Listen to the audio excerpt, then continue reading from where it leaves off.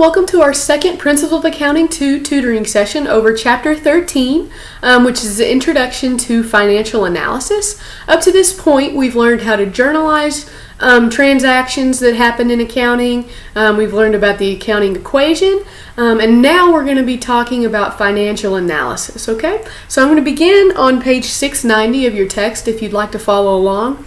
The big picture financial analysis, as you'll see on the chart, is that sustainable income, your comparative analysis, ratio analysis, and quality of earnings all have to do with financial analysis, okay? So the first idea that you should have caught while reading the book was sustainable income, okay? Sustainable income is net income adjusted for irregular items, okay? So the two big irregular items, types of irregular items that you'll need to know about are your discontinued operations, okay, and your extraordinary items, okay?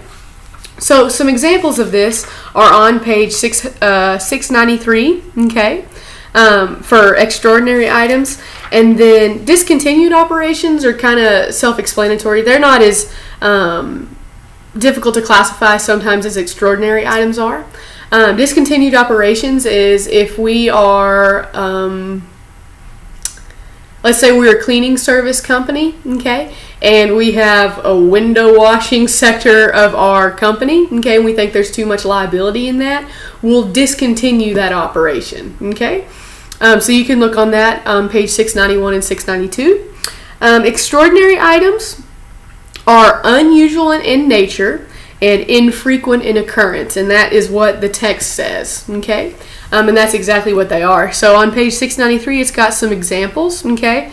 If a foreign government was to come over and take over your business, that's unusual in nature, and it's infrequent in occurrence, hopefully.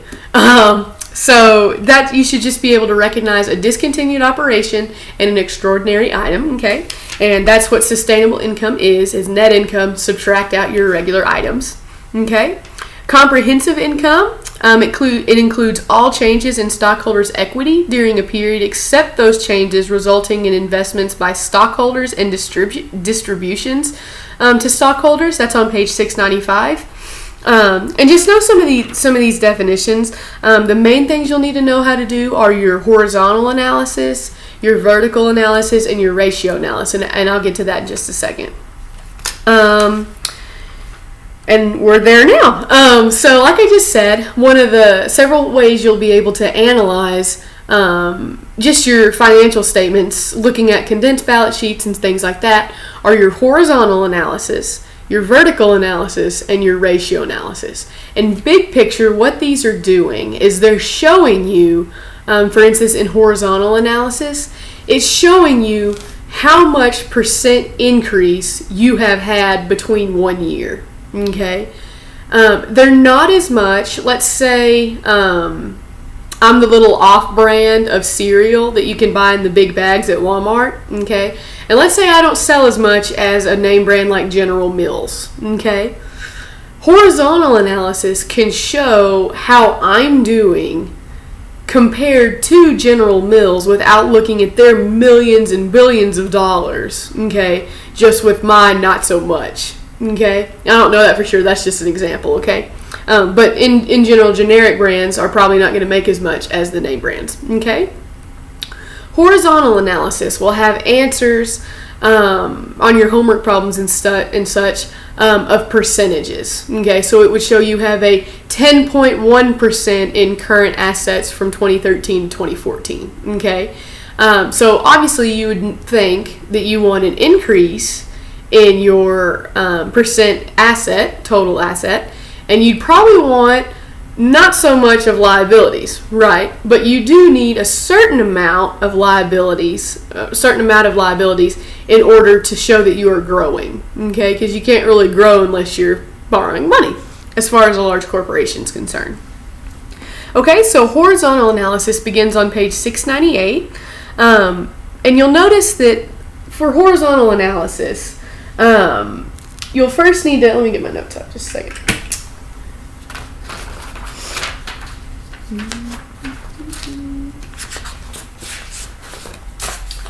So for horizontal analysis, like I said, you're going to be taking the year that you're currently in, okay, subtract the year before, okay, and then divide by the year before, okay. So here I've just done one little example, and this is for exercise 13.5, okay. Might be a little small to see, okay. So I have current assets, okay, and you've got your numbers for 2014 and 2013, okay. So it might be a little hard to see, but I can show you what I did. So to find the percent increase or decrease, that's the first thing you'll do. To find the increase or decrease, you'll take 2014's number and subtract 2013's number. So you'll see I have written there in pencil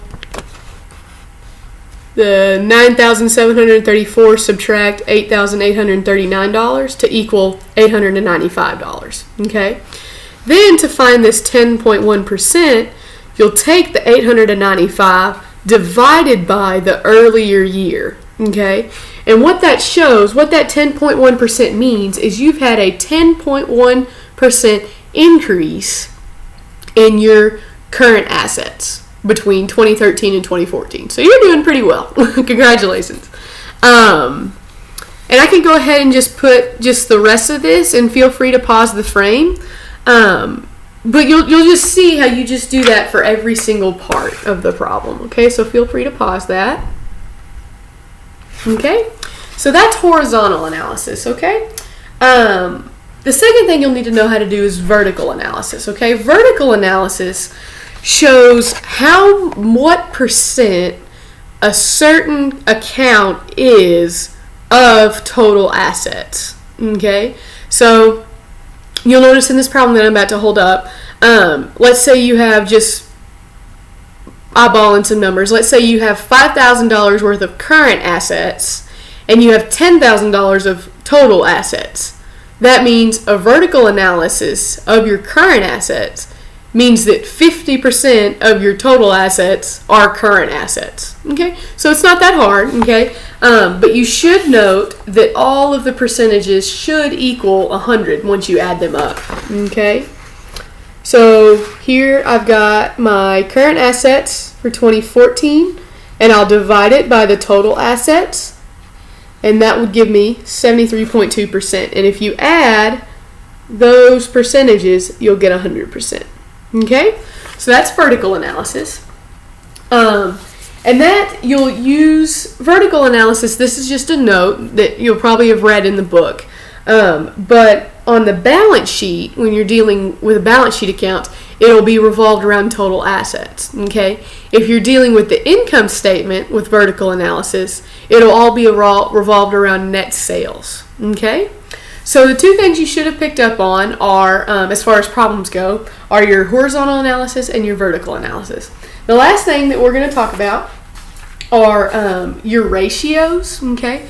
Ratios are used, and each one is kind of different. They give different views of what you're doing. It depends on what you want to know, depending on what analysis you do, ratio analysis. So you've got your liquidity ratios, and the ones that are highlighted will probably be more useful to you than the non-highlighted. Okay, so those are your liquidity ratios. You've got your solvency ratios. Okay, and I know that none of those are highlighted, but you'll still need to know what those are. Okay, and then you've got your profitability ratios. Okay, so those ratios are kind of self-explanatory. In the formula, they give you what to put where, and you kind of just plug and chug, as one of my middle school math teachers would say.